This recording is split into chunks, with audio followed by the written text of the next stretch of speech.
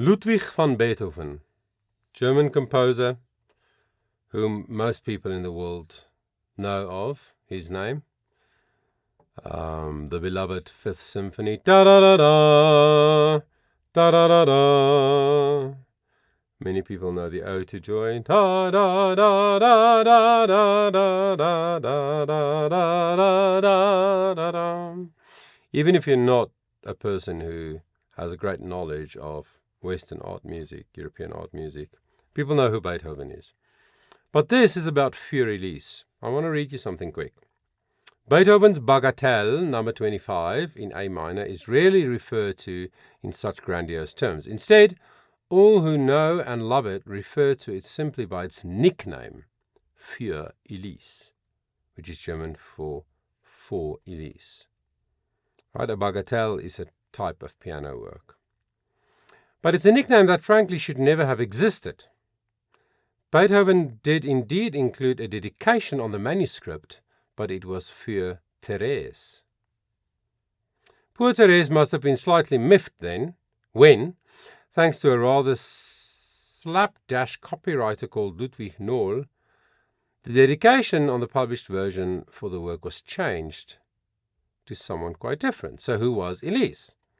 It is widely acknowledged that Therese, perhaps the true dedicatee for Fur Elise, was Therese Malfatti, a woman to whom Beethoven proposed in 1810. By the way, Beethoven was born in 1770 and died in 1827 at the age of 57, was deaf from his early 40s.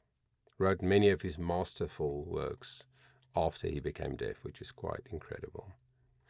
But this woman, Therese Malfatti, was also the owner of the manuscript of that piece.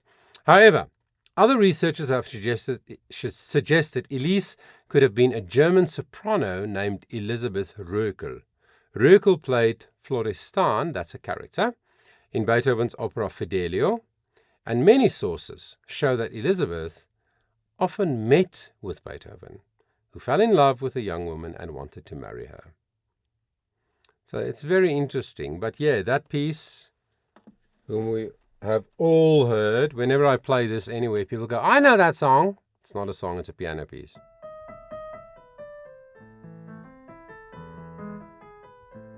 You know that one?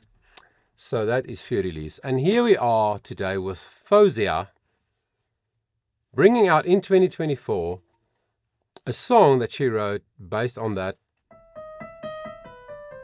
very catchy opening of the beloved piano piece. And we are going to check it out together.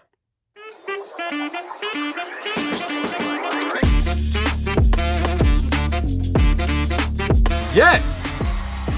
I love him so much. Full voice, again connected, but much more breath flowing. You don't want a mic stand just hanging around. I keep me where the light is. Yeah.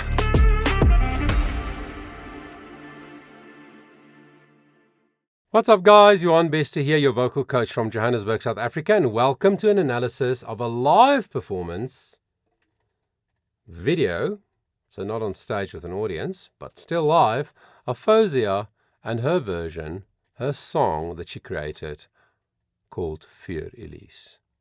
Let's see how that went.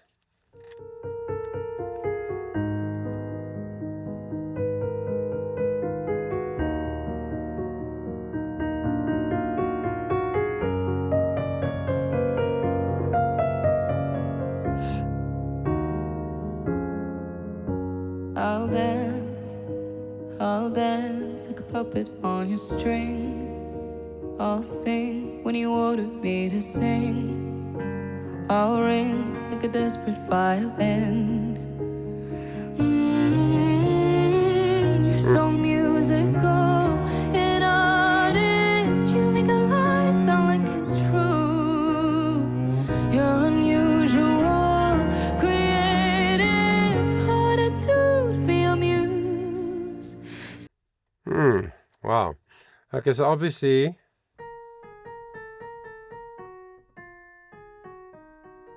this is sort of in E flat minor / G flat major. And obviously I only took the opening and then used that as a motif. We call it in classical music or in art music, we call it a motif that is then fleshed out or reworked in many different ways. By the way, I've never heard this before. This is a blind reaction. I've heard of the song, I've never listened to it, and I was just told this morning about this live version. So, but taking the motif and really cleverly turning the piano intro into a variation on that motif. And actually and obviously, Beethoven's version was in 6/8 time. 1, 2, 3, 4, 5, 6. Now that's not correct. Right? 1, 2, 3, 4, 5, 6. Yeah. 6/8. I was right. I remembered correctly. Okay, this is not a 6/8. This is a time signature in music. It's a 4/4. But how beautiful is the setting and how beautiful is the sound? A grand piano, an acoustic piano, a cello, and the voice. So lovely. So play me like my name is Fur Elise. Lie to me and say I'll never leave. 1, 2, 3, 4. Drown me in your twisted melodies. I'll pretend you wrote them all for me. I'll jump. If you ask, I'll say how high. I'll run like a shiver down your spine. For you, I would give you my own life. What the heck? She went to the low C sharp. What, 3? This woman's vocal skill is exceptional. I did an analysis of her song Duet with John Legend called Minefields. You should check it out on my channel. I'll put the link in the description, where I also talked about her incredible vocal skill.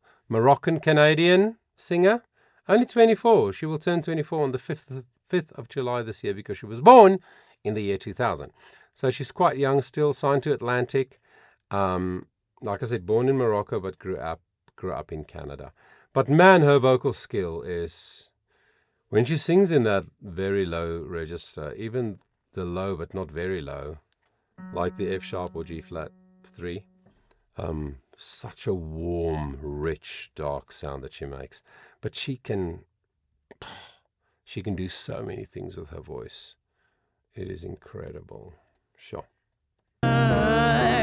You're so musical, an artist. You make a lie sound like it's true. You're unusual, creative, hard to do to be your muse. So play me like my name is Fur Elise. Lie to me and say I'll never leave. Drown me in your twisted melodies. I'll pretend you wrote them all for me.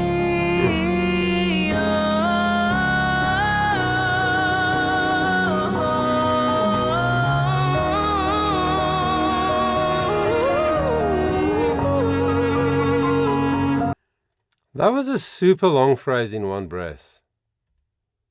Wow. Like I said, I've never heard this. I didn't want to break it up, but yo.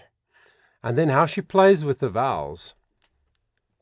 In different styles of music, what gives a style, a genre, its characteristic is the way the singer shapes their vowels. Whether it's country, like country and western, or whether it's pop, or whether it's music theatre, or whatever. It is the way the singer sets up this area. The shape of the lips, how released the jaw is, what is the tongue's position, and slight manipulation of the position of the larynx. It can give a oo, or a ah, or a eh, any vowel that are in the words. It can give it such different sounds. So there was one place where she actually, on one long vowel, changed the vowel during the course of the long note, which was... And then the riffs.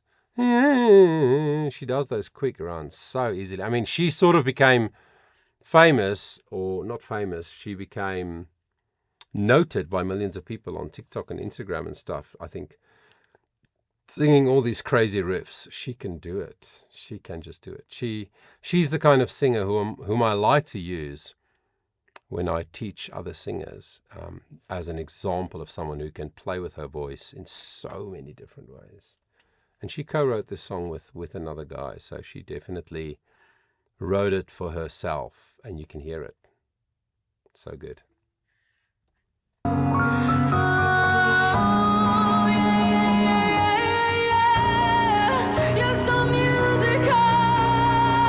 So strong.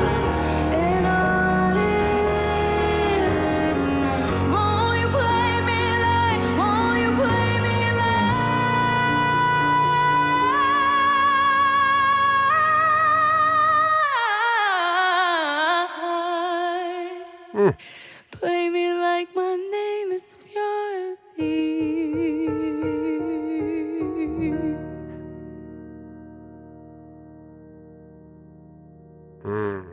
Did you hear that on the end? She she made a big vibrato. Vibrato is a pitch change, right? On one pitch. Instead of just Lees straight, the E flat, she went Lees with quite a big pitch variation in the vibrato and a bit breathy. I could tell that it's live. I'm pretty sure that it really, really is live. Obviously, there's some post-production because there were parts where the vocal had a lot of reverb on it, and then parts like the very end where there was hardly any reverb. So this is so cool. I really loved listening to this for the first time.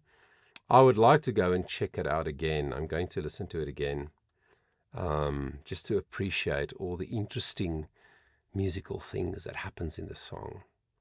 Well written. It's pop. It's like a pop ballad, but I haven't heard the other, maybe more produced version. This is the first time, like I said, that I've heard it, and I heard this live version with the piano and the cello. So I don't know if the released version is different. Maybe it is. Maybe it has some percussive elements, drum riffs and stuff, drum grooves. But wow, the way she uses her voice, and the interesting structure in the song. Like, I heard that the lyrics was repeated in a place, but then it was sung in a totally different part of her range, a different melody. And she sang that B flat probably. I'm saying probably because probably G flat minor instead of F sharp minor.